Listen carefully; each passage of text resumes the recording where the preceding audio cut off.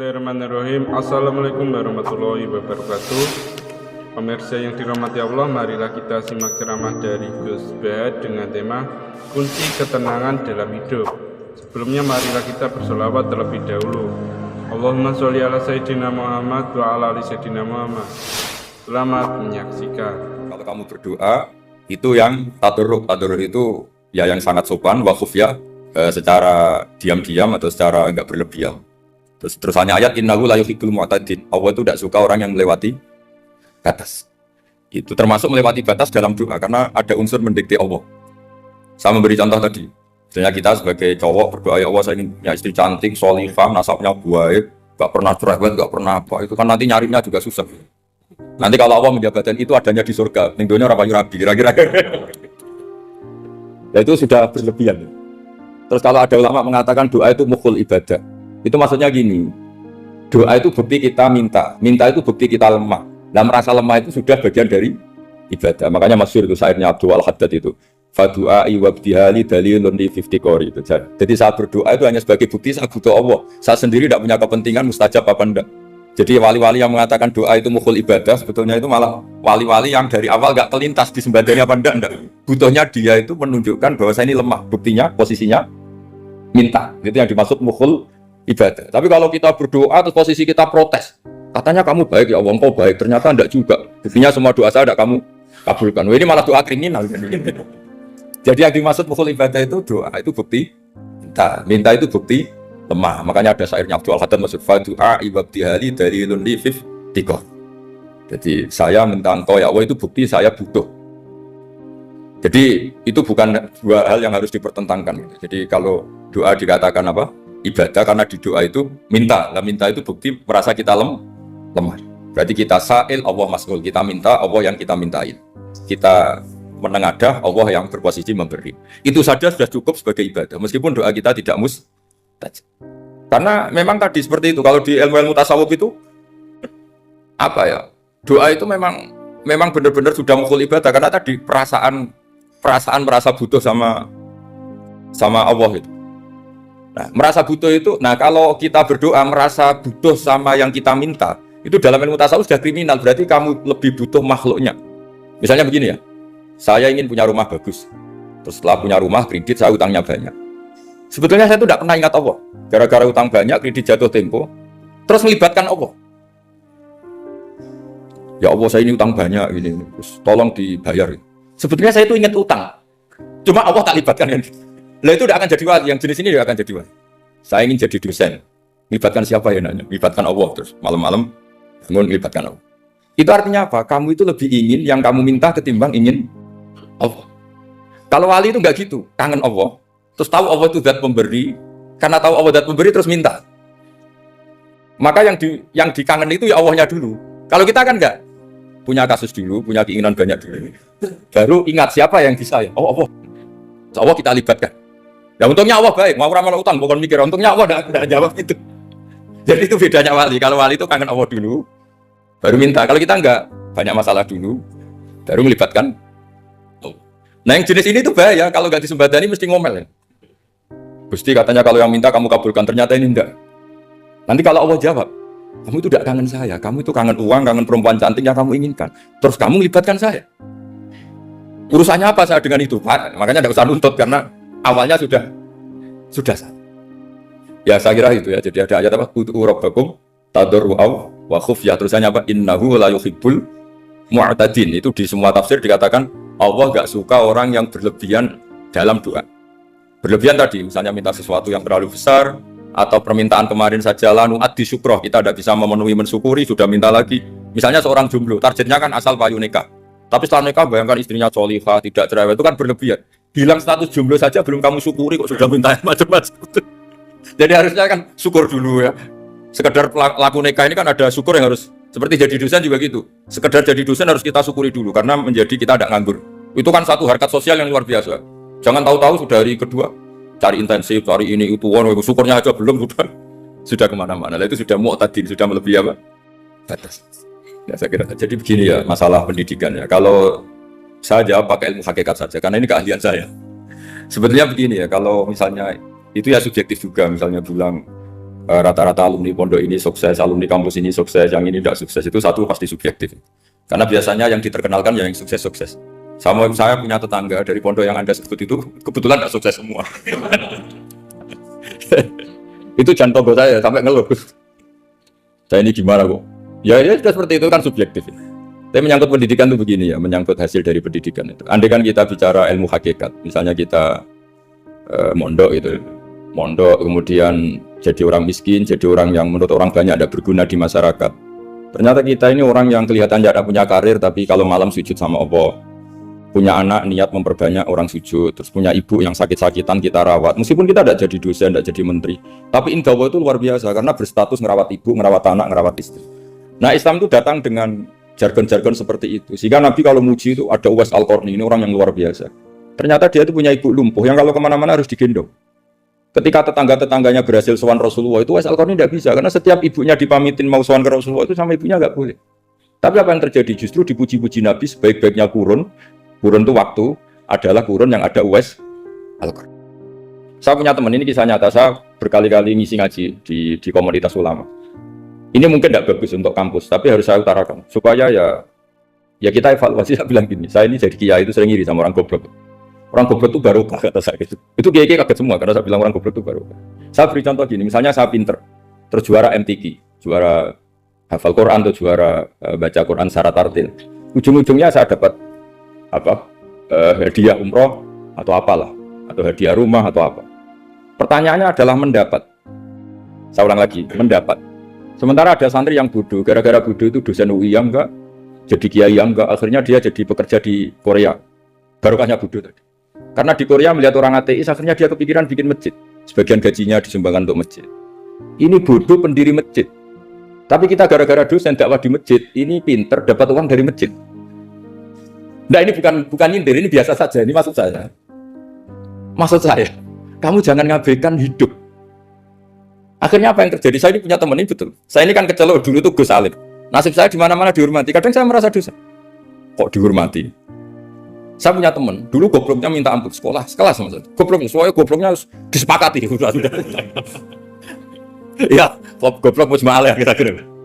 Singkat cerita dia itu hidup di pedalaman Kalimantan sekitar tahun 92.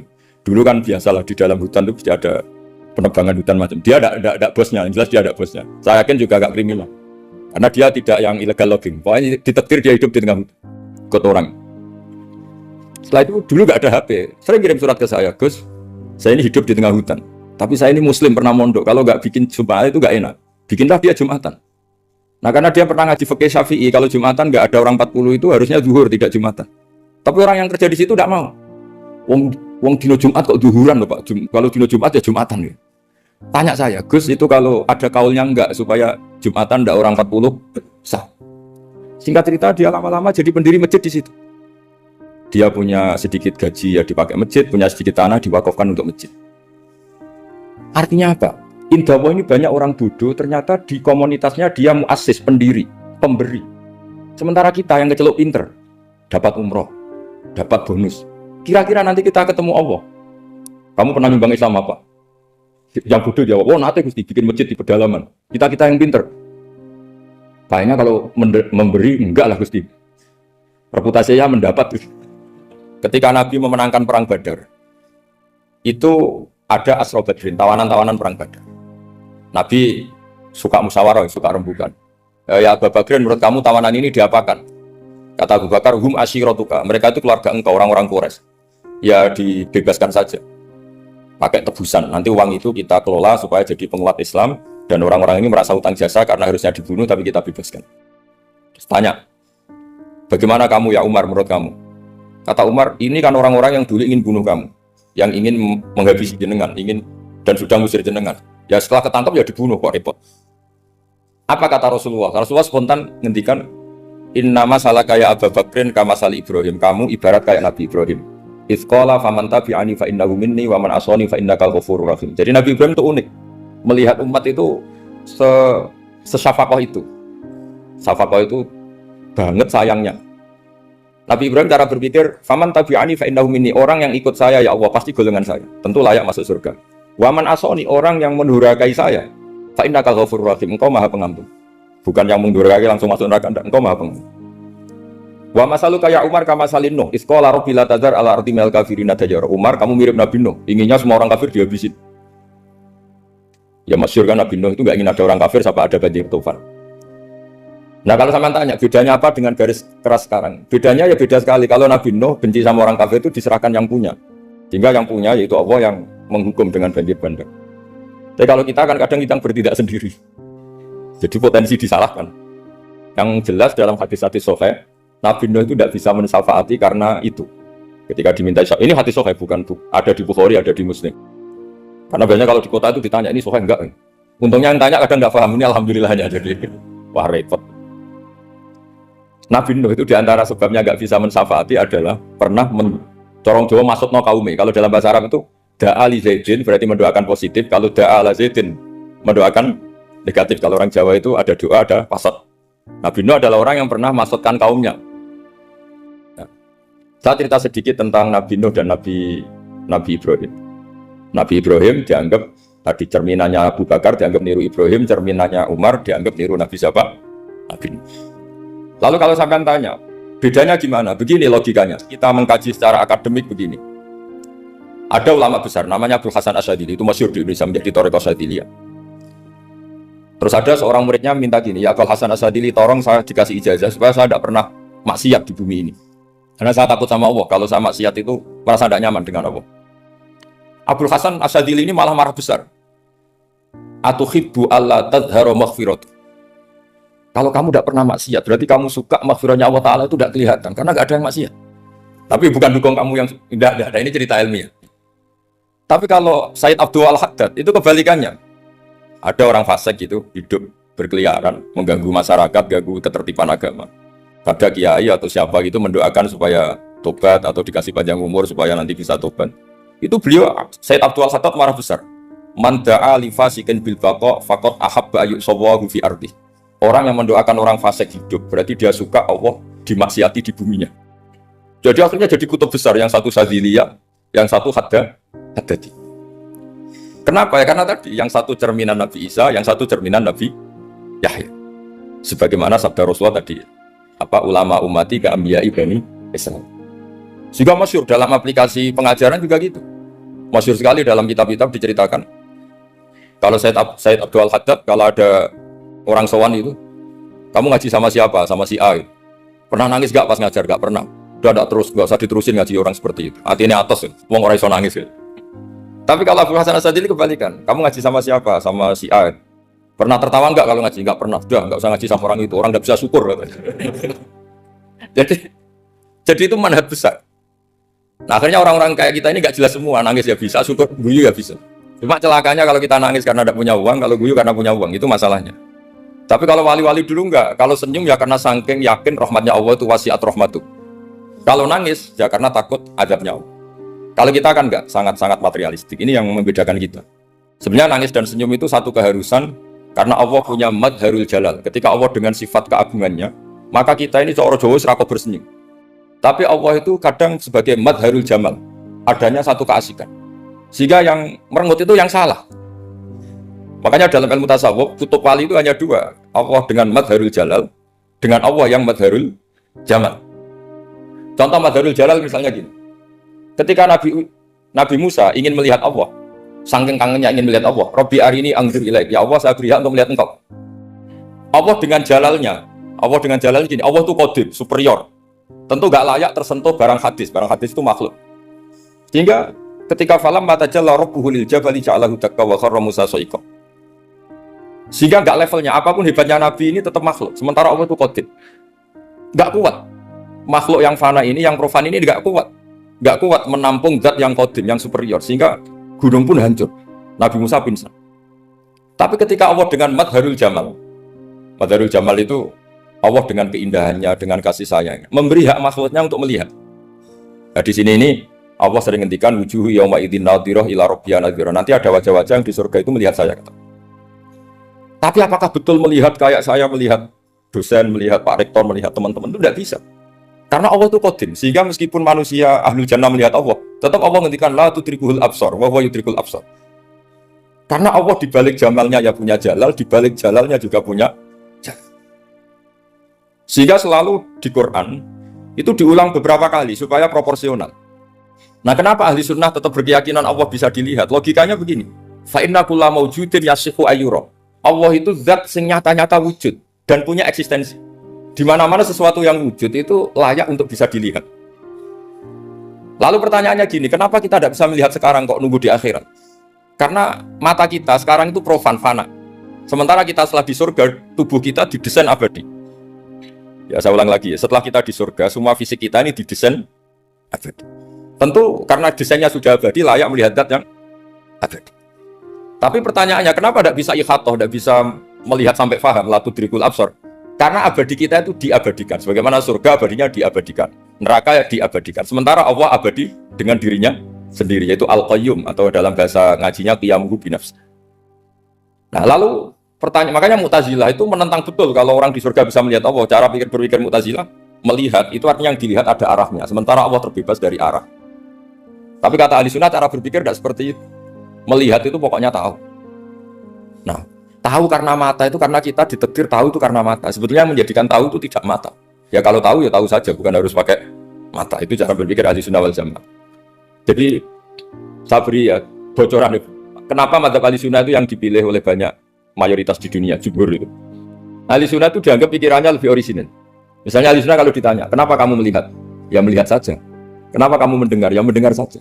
Kesannya itu tidak rasional, kayak orang yang nggak pinter itu. Tapi sebetulnya itu yang benar. Jadi cara berpikir ahli sunnah itu melihat itu menjadi tahu. Menjadi tahu itu bisa karena mendengar, bisa karena melihat, bisa karena dikasih tahu, bisa karena bersentuhan.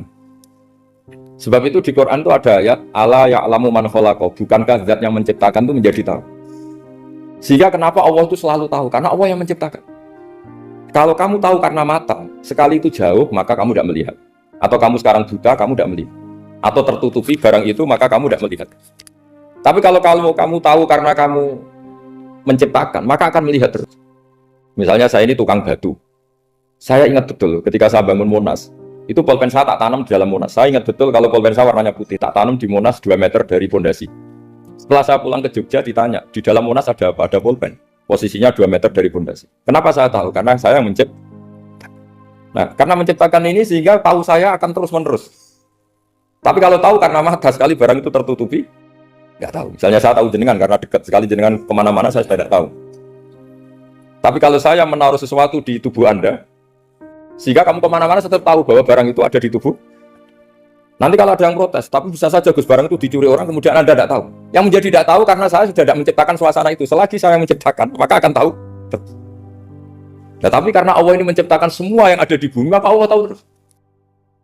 Jika Allah tahu cara bikin kuman, terus tahu bahwa manusia itu punya kuman, kumannya punya organ, organnya juga punya kuman. Mesti gak kebayang. Kamu bayangkan kayak, makanya Allah itu kalau cerita sederhana, Inna wuha la yastafi ayadriba masalam ma ba'udotan fama fokoha. Allah itu tidak malu bikin perumpamaan nyamuk, karena nyamuk itu lebih dahsyat dibanding gajah. Para pematung itu disuruh bikin gajah masih mampu, bikinkan patung gajah, mungkin masih sanggup. Tapi kalau tak suruh bikin patung nyamuk, nggak usah bikin hidup, patungnya saja sekecil itu. Padahal nyamuk kecil itu punya organ tubuh. Lalu bikinnya organ tubuh nyamuk itu kayak apa? Organnya punya kuman. Kumannya punya organ, organnya juga punya kuman. Sehingga orang-orang alim itu baca nyamuk itu lebih jadi ayat Allah ketimbang lihat dinosaurus. Tapi sekarang orang tuh nggak tertarik ceritanya. Jadi beda perasaannya orang alim sama orang awam. Kalau orang awam tuh melihat mukjizat kan yang dasar-dasar kayak dinosaurus, gajah, wow. Gitu. Kalau orang alim nggak, malah melihat nyamuk. Kealiman seperti itu terjaga di umatnya Muhammad, di umatnya Rasulullah Muhammad SAW. Karena ketika umat ini nggak ditunggui para nabi, itu Allah menjamin Muhammad, ulama umatmu nanti punya kemampuan seperti nabi.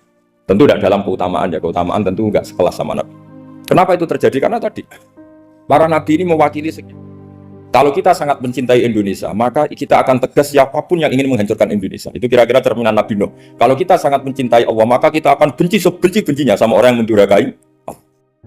Tapi masalahnya, Allah yang kita cintai itu memaklumatkan diri kalau bersifat ghafur, pengampun. Jika kalau kita terlalu kasar, ini kan yang kita cintai bersifat ghafur kok kita kasar. Di sini Nabi Ibrahim. Beliau sangat mantau sekali sama yang durhaka sama Allah. Tapi kalau mau mantau gimana? Zat yang mengajarkan itu bersifat ghafur. Maka kita mau tidak mau, makanya ada riwayat mengatakan takhallaku bi akhlaqillah, kamu bertata krama kayak akhlaknya Allah. Akhirnya ya sudah, kita mau apa coba? Kira-kira kalau kamu mencintai seseorang, itu potensinya kan dua, protektif. Ada telepon itu dari siapa? Cewek atau cowok? Protektif. Itu bukti cinta atau bukti suudon kan tidak tahu. Tapi misalnya kamu cinta perempuan terus WA-an sama lelaki gak apa-apa, jalan sama lelaki gak apa-apa, sama masa lalunya pacarnya juga gak apa-apa. Itu cinta apa pembiaran? Kan sama-sama gak jelas. Nah kira-kira mencintai Allah itu kira-kira analoginya seperti itu. Kalau yang satu protektif, Allah harus zat satu-satunya yang disembah. Gak boleh didurhakai, gak boleh dikhianati. Sehingga ini sangat keras sekali. Nah, ini Nabi Nuh. Di sini ada Nabi Ibrahim. Karena orang yang zat yang kita cintai bersifat ghafur. Jika kalau kita terlalu tegas beda dengan sifatnya Allah yang bersifat ghafur. Nah umatnya Nabi seperti itu mulai dulu. Ada yang moderat, ada yang keras, ada yang setengah keras, setengah moderat. Ada yang ngambil sikap, boleh mangan turu, sengentani mati. Nah, itu lebih baik itu timbang punya istihad tapi gak jelas, mendingan. Itu ada riwayatnya. Suatu saat ibadah akhir umatku terbaik adalah tidur. Maksudnya tidur itu gak ngambil sikap, masyhur itu. Saya beri riwayat yang ada di Bukhari Muslim. Satakunu fitanun al-qa'id fiha khairun al-qa'im wal-qa'im fiha khairun al-masyi wal-masyi fiha khairun nasai. Nanti di akhir zaman itu banyak fitnah, kata Rasulullah. Yang duduk lebih baik ketimbang yang berdiri, yang berdiri lebih baik ketimbang yang jalan biasa lebih baik ketimbang yang jalan bergegas. Man tasyarrafa falaha tastasrifu. Fitnah itu adalah siapa yang terlibat maka akan semakin parah. Sehingga semenjak itu ulama berpikir nanti di akhir zaman kalau ada fitnah, itu sebaiknya orang ngambil sikap sepasif-pasifnya, secuek-cueknya. Jadi semua syurahul hadis sepakat makna hadis ini apa? Orang disuruh sikap secuek-cuek. Misalnya pilihan presiden, contoh kecil pilihan presiden. Mungkin para intelektual nggak merasa, tapi kalau ulama itu cara berpikir beda. Pilihan presiden, kamu fanatik milih A, yang satu fanatik milih B, ya presiden atau bupati atau gubernur. Terus yang satu bilang gini, wah kalau nggak di presideni A, nggak di bupati A, nggak di gubernur A, negara ini rusak. Mungkin betul dari segi jejak rekamnya A ini bagus. Tapi pertanyaannya secara tauhid, bagaimana Anda menggantungkan kesejahteraan sama makhluk? Kamu nggak pernah terusik begitu kan para intelektual? Itu kan melukai. Bagaimana mungkin Anda menggantungkan kesejahteraan dengan seorang makhluk? Wah kalau di presiden A pasti Indonesia makmur, kalau bupati A pasti Sleman makmur, pasti Bantul makmur. Nah, bagaimana mungkin makhluk yang sedang soleh kamu pastikan selalu soleh? Wong dia makhluk bisa beru. Sementara yang B misalnya fasik, wah kalau dipimpin B pasti rusak negara. Bagaimana kamu pastikan B yang fasik selalu fasik? Dia saja dia husnul Fatimah, yang fasik pas mimpin jadi soleh, yang soleh pas mimpin jadi fasik. Akhirnya ulama karena tahu sifat manusia itu baru badan kendali di tangan Allah, sikapnya nggak jelas. Saya ini termasuk orang yang terkenal nggak jelas. Karena kalau ditanya, Gus sampai milih presiden mana, bakti mana? Sanad pangeran Gus sing dadi aku loyalin. Wah, anut pangeran yo kacau. Wah, kowe kacau menan anut pangeran kata saya. Ini kan sudah tidak sambung karena pikirannya ulama. Memang nggak beda, cara berpikir ulama itu beda. Bahkan bapak saya itu kalau didik saya itu begini. Kalau meseli saya atau ngirim saya dulu itu kan pakai mes. Ini uang kamu 500.000 untuk kamu. Mesti ditambahi 100.000 ini untuk buat jajan sama teman-teman. Mesti ada uang pokok, ada uang sedekah. Dulu saya sering tanya, kenapa bapak sangat menghormati teman-teman saya? Kata bapak, aku mondok, aku raiso nyukupi, sing iso nyukupi ya konco-konco. Ternyata betul, rata-rata anak kuliah atau anak mondok, uang pribadinya kan 8 hari dari dikirim sudah habis. Berarti kan masih 22 hari kok bisa hidup, itu kan barokahnya teman-teman itu. Malah yang agak beling itu 1 hari sudah habis, berarti ada 29 yang bergantung sana sini. Sehingga Nabi dulu cara ngendikan itu unik. Kata Nabi, da'un nasa yarzuqu wahu ba'duhum ba'du. Manusia barnawa, enggak saling memberi rezeki. Ketika ada collab, Medina itu pernah collab, terus sekarang pernah defisit. Beberapa pakar ekonomi datang ke Rasulullah, ya Rasulullah, sa'ir, tolong dikasih harga standar. Tapi apa jawabannya Nabi? La tusairu fa inna Allaha huwal musair. Kamu jangan kasih harga, Allah sendiri yang menentukan harga itu. Terus kata Nabi, kenapa engkau begitu ya Rasulullah? Ini negara harus ditentukan harga karena gini-gini. Kata Nabi, saya tidak ingin ketemu Allah dalam keadaan dolim. Tapi ini tentu di teori ilmu modern ini masalah. Tapi menurut orang modern. Tapi kalau menurut ilmu hakikat itu nggak akan masalah. Misalnya, kenapa Nabi tidak menentukan harga dalam keadaan negara seperti itu? Jawabannya pakar-pakar hakikat. Ya saya ulang lagi pakar-pakar hakikat begini, misalnya ada orang menimbun supaya nanti harganya mahal ya. Terus ditimbun terus sampai nunggu harganya mahal. Lama-lama dia sadar kalau timbunannya nggak ada gunanya karena ternyata orang nggak beli. Nah, ketika orang nggak punya kemampuan beli, yang menimbun juga nggak punya uang. Nah, tapi kalau sampean tanya, tapi Gus Nara tuku barang pokok kan kita mati karena kehabisan stok. Itu masalah tauhid Anda. Bagaimana mungkin kamu bayangkan seorang makhluk tidak bisa hidup atau nggak dapat rezeki? Nabi itu orang yang sampai ke derajat hakikat dari tidak pernah bayangkan gitu. Salah sampai yang jadi orang yang tauhidnya masalah. Sehingga terus bayangkan, wah kalau negara ini kayak, wah kita makan apa? Kalau negara nggak stabil, wah kita gimana? Itu tidak bisa seperti itu. Dulu ketika kita dijajah Belanda, itu kiai-kiai kita, Mbah Hasyim Asy'ari, Mbah Ahmad Dahlan, mondoknya di Mekah. Sampai alim alama, 2 beliau, Mbah Hasyim sama Mbah Ahmad Dahlan itu ngajinya sama-sama Syekh Khotib Minangkabau. Cuma Mbah Hasyim lebih menekuni ke Syekh Mahfud Termas, yang satu menekuni Syekh Khotib Minangkabau. Jadi 2 beliau itu ngaji di guru yang sama. Mbah saya, buyut saya itu ya sudah mondok Mekah, zaman dijajah Belanda. Sekarang kita agak dijajah, agak mondok di sana. Buyut saya itu zaman itu sudah haji. Buyut kelima saya, itu dulu kalau ingin cari tempat yang teduh, itu masuk ke gua. Itu masuk gua itu hanya kepalanya saja. Kakinya masih di luar. Karena gua di Arab tidak seperti gua di sini. Kalau gua di sini kan orang bisa masuk semua. Kalau gua Arab kan hanya celah-celah batu-batu besar. Sehingga ketika Rasulullah hijrah ke Madinah, singgah di Gua Sur, kata Abu Bakar gimana? Andai kan ya ada orang kafir di depan gua. Kata Abu Bakar gimana? Andai kan mereka melihat kakinya pasti melihat kita. Karena gua di sana itu satu tubuh tidak bisa masuk.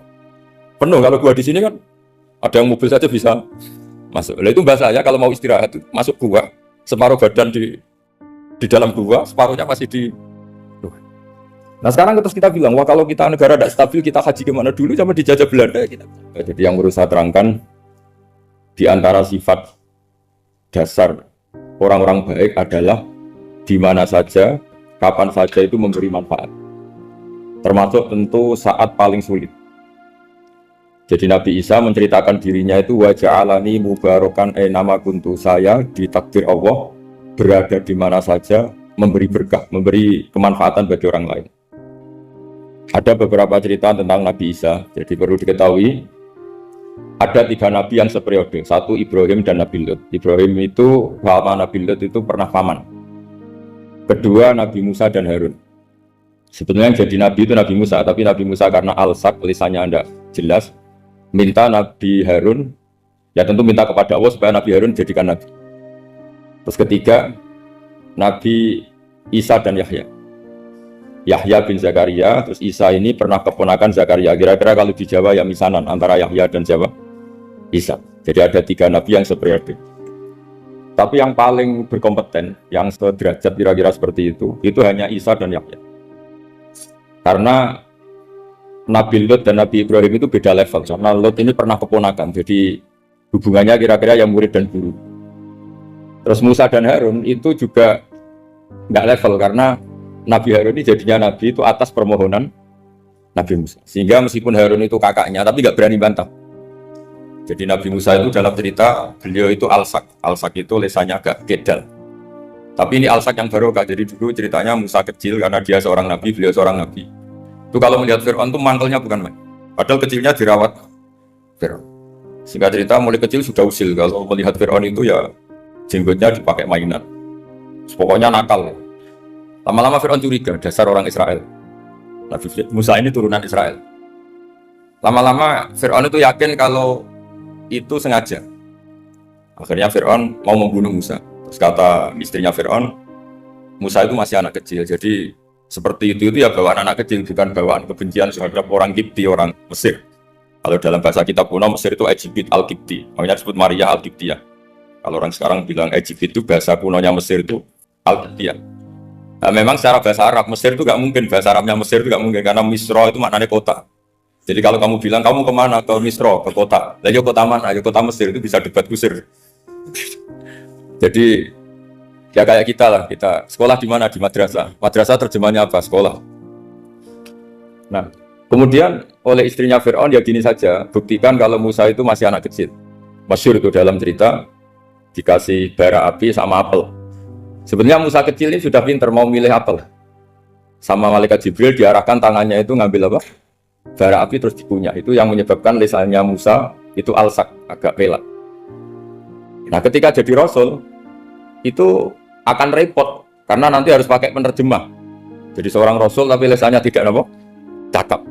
Akhirnya Nabi Musa realistis, ngendikan ketika diutus, Wa akhi Harun wa afsahu minni lisanan fa arsilhu ma yarid ay yusaddiquni inni akhafu ay yukadzibun. Ya Allah, saudara saya Harun itu lisannya lebih fasih. Tolong jadikan dia rasul sebagai penguat saya. Akhirnya Allah mengabulkan doanya Nabi Musa, kemudian Harun dijadikan sebagai apa? Rasul. Sehingga meskipun satu angkatan, Harun dan Musa ini enggak level. Artinya enggak level itu ya Harun yang takut Musa. Terus ketiga ini Nabi Yahya dan Nabi Isa.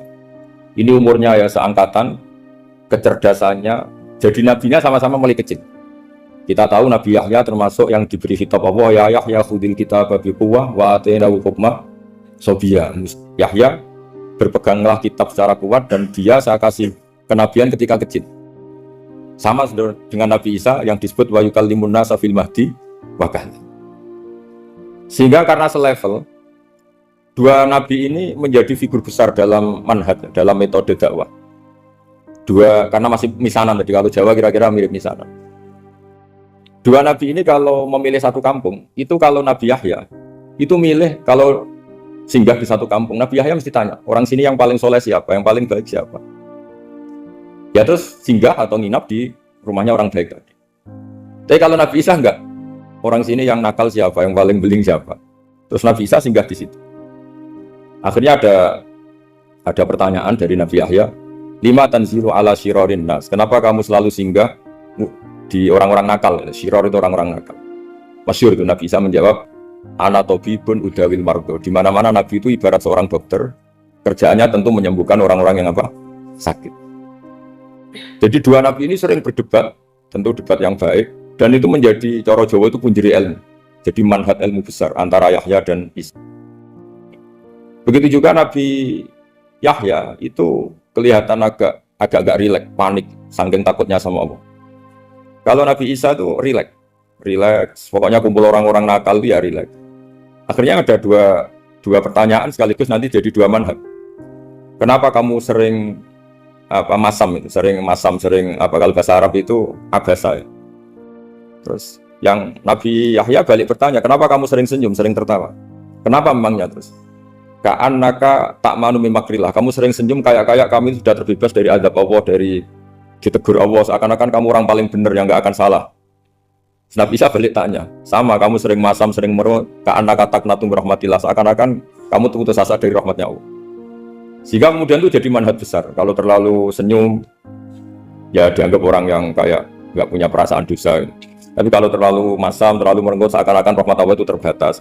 Sehingga seakan-akan Allah itu rahmatnya nggak cukup lah untuk mengelola manusia ini. Sehingga itu jadi metode besar yang masyhur itu dalam sebuah hadis Nabi ngendikan, ulama ummati ka anbiya Bani Israil. Ulama umatku itu kapasitasnya atau fungsinya atau manfaatnya setingkat nabi-nabi Bani apa? Israil. Karena ketika umat ini nggak ditunggui para nabi setelah Rasulullah SAW, itu yang nunggui hanya ulama. Tapi ulama ini sudah cukup mewakili para nabi Bani Israil. Dan banyak syurahul hadis, para menyarah hadis mensarahkan, Nabi tidak ngendikan ulama umati kamisli seperti saya, tapi ka'ambiyai Bani Israil, bagaimana nabi-nabi Bani Israil. Nabi Bani Israil itu macam-macam. Termasuk ada yang tidak nikah, yaitu yang bernama Yahya dan Isa. Delala umatnya Nabi itu ada orang alim alamah yang ilmunya melegenda, yaitu namanya Imam Nawawi. Itu tidak nikah sampai kabudut. Meskipun dalam ajaran syariatnya Nabi nikah sunnati, tapi selalu ada orang yang ditakdir tidak nikah karena masyhur, karena sibuk ngurus ilmu. Bukan karena tidak laku, yang jelas itu bukan karena tidak laku. Imam Nawawi itu ganteng, orangnya yang normal, tapi karena sibuk nulis, beliau sampai kabudut itu tidak nikah. Imam Sibawayh itu suka sekali sama ilmu, menjadi istri utamanya ya ilmu. Dia ganteng, Sibawayh itu maknanya tuh apel, dia ganteng sekali, sampai banyak cewek yang senang. Akhirnya dia nikah. Dia nggak pernah dikumpulin. Dia belajar terus. Ketika beliau ke pasar, dulu nggak ada supermarket, beli kertas, kitabnya dibakar semua sama istri. Dikira istrinya terus mencintai dia, malah diceraikan. Itu siapa? Imam Sibawayh. Terus ada umatnya Nabi yang paling unik di dunia, mungkin Pak dosen, saya kiai pun nggak bisa niru. Ada orang tuh ganteng sekali, istrinya cantik sekali. Itu tahu-tahu sudah 10 tahun tidak pernah hubungan suami istri. Karena ketika si suami itu tahu istrinya cantik, itu langsung sholat, sujud syukur, sholat terus, saking senangnya punya istri cantik. Yang istrinya cantik juga solihah, tahu suaminya ganteng ya terus sholat terus syukur. Itu sampai berhari, sampai bertahun-tahun. Terus ketika ketemu, cocokan, dek kita sudah nikah berapa? Terus dilihat, kayaknya sudah 10 tahun, tapi tidak pernah hubungan. Oh itu nggak kebayang itu. Ganteng sama cantik. Kalau jelek sama jelek itu mungkin. Yang satu villa naudzubillah, satu itu kan nunggu rafa saja. Ini enggak ganteng sama cantik. Nah, kenapa kualitas ulamanya Rasulullah itu bisa seperti Nabi Bani Israel? Karena agama ini, umat ini sudah ada ditunggui para nabi. Jika mau tidak mau kualitas ulama, alhamdulillah barokahnya Nabi itu berkualitas kayak nabinya Bani Israel. Soal kebahagiaan, nenek moyang pulau jenengan tuh anaknya banyak, dijajah Belanda, jajah Jepang, ya nyatanya anaknya banyak-banyak. Itu kira-kira bahagia apa enggak? Nah, artinya gini, ya tentu kita tidak ingin dijajah itu tentu ya, tapi kita ini selalu latah. Wah, kalau ekonomi jatuh kita makan apa? Kalau kita dijajah kita tidak perlu seperti itu. Rahmatnya Allah Ta'ala itu akan adrokatna. Rahmatnya Allah Ta'ala akan menemukan kita. Apapun kondisi kita, apapun keadaan kita. Ini cara berpikir tauhid. Sehingga Nabi itu tidak pernah bayangkan umatku narata tunggoni piye, ditunggoni Allah. Sehingga masyhur dalam hadis-hadis sahih, la tazalu ta'ifatun min ummati dzahirina 'alal haq la yadurruhum man khadalahum wala man khalafahum wala man nawa'ahum. Selalu di umatku ada kelompok-kelompok yang selalu membela kebenaran dan tidak akan terkalahkan oleh kesesatan di akhir zaman. Kenapa? Cara berpikir orang tauhid itu sederhana begini. Allah menamakan dirinya Al-Hadi, penunjuk jalan. Dan sifat Allah pasti nafidah karena Allah tidak terkalahkan. Sama seperti Allah menyifati dirinya Ar-Razzaq, Ar-Razik yang memberi rezeki. Maka orang segoblok apapun, selumpuh apapun, selemah apapun tetap dapat rezeki. Sama, Allah mensifati dirinya Al-Hadi, memberi petunjuk. Maka zaman serusak apapun orang tetap dapat petunjuk. Sehingga kita tidak perlu khawatir, wah nanti zaman kalau sudah rusak nasib Islam gimana? Ya coba sekarang, nasib Islam gimana? Ya baik-baik saja. Dulu ditunggui wali songo ya banyak orang Islam, sekarang nggak usah wali songo. Ditunggui dosen-dosen yang ngajar aja nunggu digaji. Kiai pidato ya ada yang beri salam tempel. Itu kalau nuruti definisi ikhlas itu tidak ada yang masuk. Tapi meskipun demikian agama juga ada jalan. Kenapa agama ini jalan? Karena Allah Al-Hadi, penunjuk jalan. Ketika Allah mensifati dirinya penunjuk jalan dan sifatnya Allah pasti nafidah, pasti terjadi. Karena Allah tidak pernah gagal. Sehingga agama ini akan ada terus sampai akhir zaman. Coba Amerika kayak apa? Islamofobia. Di Amerika tambah lama tambah banyak Islam, Eropa juga gitu, Australia juga gitu. Anda kan nuruti teori sosial. Sudah dunia sudah materialistik kayak gini, orang dohirnya itu akan meninggalkan agama. Nyatanya tidak juga. Saya pernah di Korea seminggu, itu di negara ateis. Itu TKI ke sana tuh nyari uang. Ternyata itu kepikiran bikin masjid, bikin komunitas Islam. Coba siapa yang menggerakkan hati itu? Hanya Allah Subhanahu wa Ta'ala. Ya, jadi cara berpikir tauhid saya ulang lagi, saya mohon sekali di pengajian ini saya cerita wajah alani mubarakan nama kuntu. Jadi cara berpikir sekian nabi, terus kita punya karakter tertentu, kita milih nabi ini itu sah. Karena ulama umati ka'ambiyai Bani Israel. Ulama umatku itu ibarat kayak nabi Bani Israel. Jadi ada yang milih tadi. Seperti Nabi Isa fokusnya ngurusi orang-orang nakal. Itu juga bagus karena di mana-mana nabi itu seperti dokter. Tapi Nabi Yahya hanya berkawan sama orang-orang soleh. Kita tahu berkawan orang fasik itu resiko ketularan. Iman pas-pasan wae kancanan orang fasik kan taqabbalallahu minna minkum gitu. Wong kamu sendiri tidak sehat-sehat amat berteman orang penyakitan kan bahaya. Tapi kalau kamu sebagai dokter kok hanya berteman orang sehat, lalu kamu penelitiannya gimana? Masa saya dokter spesialis, pernah penelitian, semua orang sehat saya pernah saya teliti. Itu dokter aneh apa enggak? Saya dokter spesialis TBC, spesialis paru-paru. Yang kamu teliti siapa? Semua orang sehat. Pernah peneliti yang sakit? Enggak pernah. Kan ya jadi dokter aneh. Tapi misalnya terus kamu sendiri terus berteman orang penyakitan terus, kan ya rawan tertular. Ini ada dua figur yaitu Nabi Yahya dan Nabi siapa?